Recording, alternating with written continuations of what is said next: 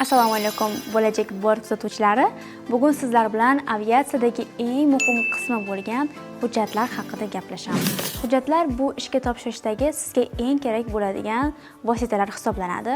Chunki aynan sizning hujjatingiz aviakompaniyaga sizdan oldin yetib boradi. O'sha hujjatingiz orqali aviakompaniya xodimlari siz haqingizdagi birinchi taassurotga ega bo'lishadi. Ushbu hujjatlarni qanday qilinishi va ularga professional yondashish bu juda ham muhim. Chunki aynan hujjatingiz to'g'ri yoki noto'g'riligi sizni keyingi bosqichga o'tmasligingizni hal qilib beradi. Akademiyadagi o'quvchilarim orasida shunday o'quvchilarim bo'lgan, aynan hujjatdagi bir kichik detalni xato qilganliklari uchun ham aviakompaniya suhbatiga bora olishmagan. Va aynan mana shu o'quvchilarim esa kurslarda o'qib xatolarni to'g'rilaganliklaridan keyin 7 kun yoki 10 kun ichida ishga qabul qilingan holatlari ko'p bo'lgan. Shuning uchun bugungi darsda men sizlarga hujjatlar va ulardagi ko'pchilik qiladigan xatoliklar va ularni qanday qilib to'g'ri qilish haqida tushuncha berib o'tmoqchiman. Birinchi o'rinda bizga eng kerak bo'ladigan hujjat bu albatta bizning fotosuratimiz. Chunki aviakompaniyalarga hujjat topshirayotganingizda ular sizni kim ekanligingizni, sizning ko'rinishingizni ko'rishlari kerak va aynan surat orqali biz bu ma'lumotni ularga yetkazamiz. Agarda sizning suratingiz talabga javob bermaydigan holatda bo'ladigan bo'lsa, aviakompaniyalar shunchaki sizning nomzodingizni keyingi bosqichga o'tkazishmaydi. Endi rasm haqida to'xtaladigan bo'lsak, rasm qanday bo'lishi kerak? Bilamizki, ko'pchiligimiz ko'p joylarga ishga topshirayotganimizda hujjatlar orasida rasmni ham birga yuborishimiz kerak. Lekin aviatsiyaga topshirishda rasm formatlari va ularning sifati alohida e'tiborga olinishi shart bo'ladi.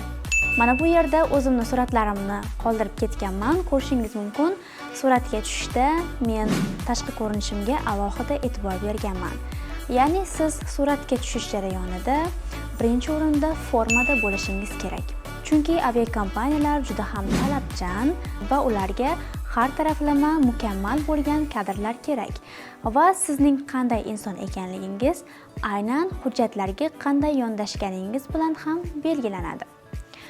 Rasmga tushishdan oldin siz alohida formalaringizni, oq kofta, qora yubka yoki kostyumlaringizni tayyorlab olishingiz kerak.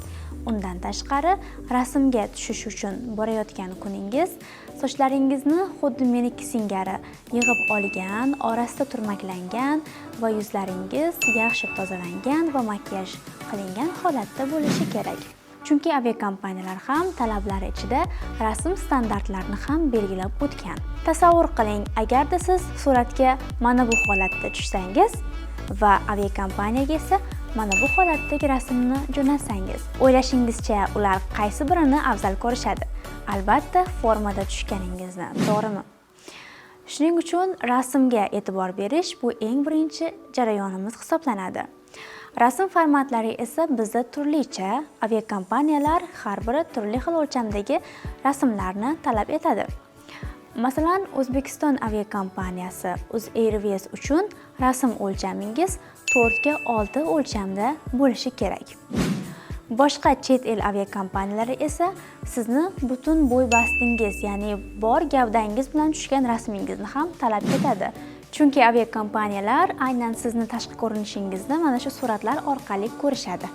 Demak, bizga kerakli bo'lgan rasm o'lchamlari 3 ga 4, 3,5 ga 4,5, 4 ga 6 va 10 ga 15 o'lchamda bo'ladi. Eng kichik o'lchamdagi rasmimiz pasport o'lchami deyiladi. Chunki ba'zi bir chet el aviakompaniyalari sizdan hujjat topshirayotganingizda pasport o'lchamidagi suratni yuklang deb so'rashadi. Siz o'sha vaqtda aynan pasport o'lchamidagi rasmni saytlariga yuklashingiz kerak. 10 ga 15 o'lchamdagi rasmimiz esa bizda butun to'liq gavdamiz bilan tushgan rasmimiz hisoblanadi. Ushbu rasmga tushayotganda ham siz stewardessalar singari kiyinib olgan bo'lishingiz kerak. Mana bu yerda o'zimni tushgan rasmimni havola sifatida qoldirdim. Ba'zida o'quvchilarim orasida maxsus rasmxonalarda o'zlari forma qo'yib berishadi deb ham so'rashadi, shunday qildirsam ham bo'ladimi deb.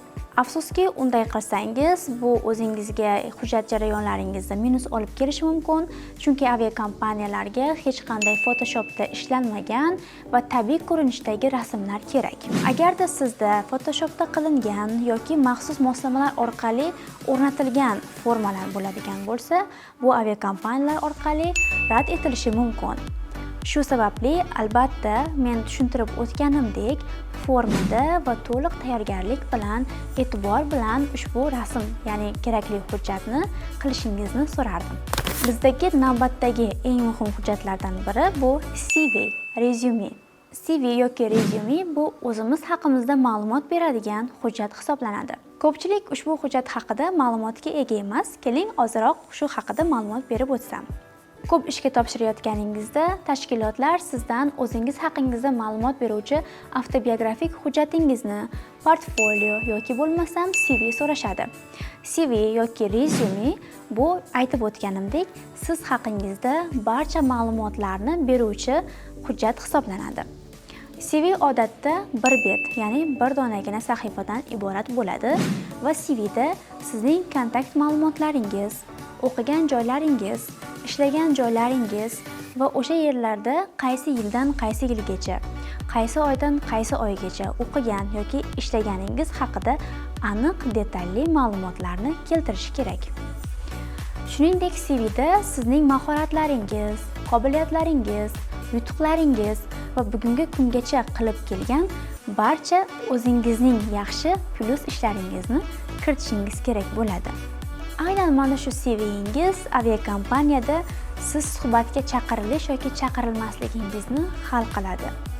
Bizning O'zbekiston aviakompaniyalarida xususiy aviakompaniyalar asosan CV talab etishadi, lekin Uzbekistan Airways, Qanot Shoh kabi aviakompaniyalarda o'zlarining maxsus anketalari bor. Bu CV yoki rezyume qilishni bilmaydigan yoshlar uchun tayyor andoza sifatida xizmat ko'rsatadi. Ushbu anketaga siz ism, familiyangiz, bo'yingiz, telefon raqamlaringiz, o'qish joyingiz kabi ma'lumotlarni yozasiz. CV esa aynan mana shu anketani anchagina mukammallashtirilgan shakli, ya'ni chet el standartlariga javob beradigan ko'rinishi hisoblanadi.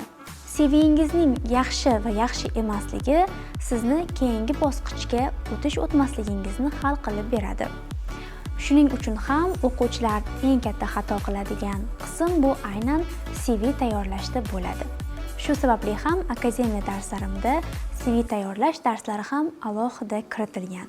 Agarda siz ushbu hujjatni bir marotaba mukammal tarzda tayyorlab oladigan bo'lsangiz, aynan bitta hujjat bilan siz o'nlab aviakompaniyalarga hujjat topshirishingiz mumkin. Chunki CVda siz topshirayotgan aviakompaniya nomlari kiritilmaydi va bitta umumiy hujjat bilan barcha aviakompaniyalarga hujjatingizni topshirishingiz mumkin.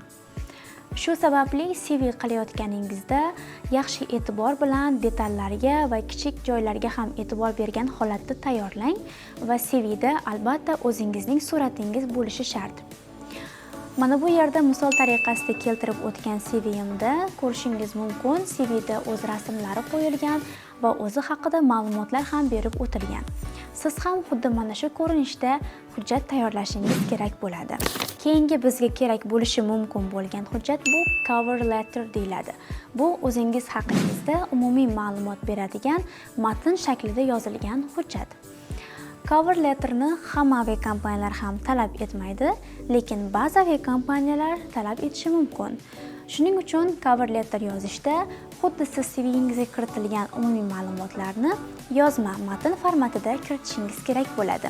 Cover letterning hajmi ham 1 bet yoki yarim bet ko'rinishida bo'ladi. Juda ham ko'p matn shaklida yozishingiz shart emas. Siz haqingizda umumiy ma'lumotlarni bergan bo'lsa yetarli. Sizga eng kerakli hujjatlar haqida gaplashib o'tdik, ya'ni bular rasm va CV. Agarda sizda mana shu hujjatlar mukammal va puxta tayyorlangan bo'lsa, keyingi bosqichlarni bemalol qo'rqmasdan boshlashingiz mumkin. Bugungi darsimiz sizlarga foydali bo'ldi deb umid qilaman. Hujjatlar haqida eng kerakli ma'lumotlarni sizlar bilan ulashdim. Keyingi darsimizda sizlar bilan bort sotuvchilik kasbining yaxshi va ba'zi qiyin taraflari haqida gaplashamiz. Keyingi darsda ko'rishguncha xayr.